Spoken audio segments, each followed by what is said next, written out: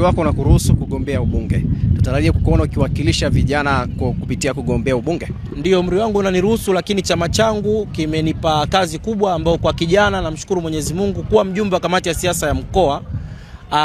Mimi pale nina kazi kubwa ya kukaa, kama ulivyomsikia Dr. Samia mwenyekiti wetu ametuambia tuna kazi kubwa ya kuyachuja yale majina. Mungu amenisaidia kupata hii nafasi adhimu kwenye wale wajumbe wa kamati ya siasa ya mkoa wangu wa Kagera. Kwa bado ile kazi ambao wananchi ama wanachama wa halmashauri kuu ya mkoa ama viongozi wa halmashauri kuu ya mkoa ya CCM ya CCM mkoa wa Kagera waliniamini kijana wao, sijaitekeleza alafu niseme ninataka kwenda huko kugombea masuala mengine.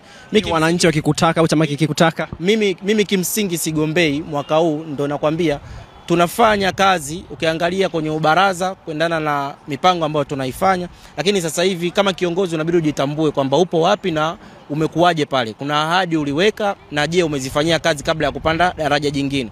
Wananchi kutaka na bado hujatengenezea haya mengine inakuwa sio sahihi.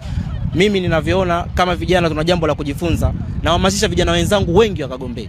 Lakini tusigombee kwa mikumbo, tusigombee kwa kwamba mtu fulani amekupusha ukagombee. Kwa sababu tumeona wanasiasa wengi wanakuwa ni one time MP. Kuna mambo mengi ambayo wanayaface. Kijana inabidi utoke wewe na mwamko kwako, ile ndio kama wito kwamba mimi nataka nikawatumikie wananchi.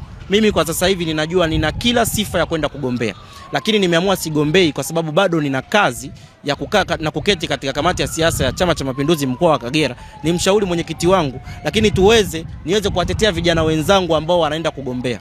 Kwa sababu mimi kwa sasa hivi hii kazi walinipa vijana, waliamini, wamepata mtetezi wao katika kamati ya siasa ya mkoa.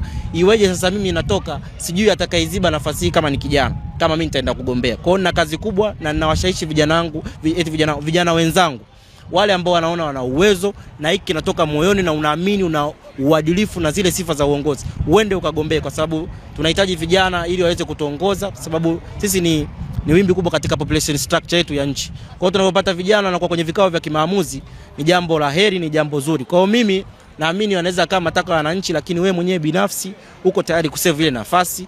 Mimi kwa sasa hivi nafasi nilopewa ujumbe baraza kuu la UVCCM taifa, lakini kubwa zaidi mjumbe wa kamati ya siasa ya mkoa.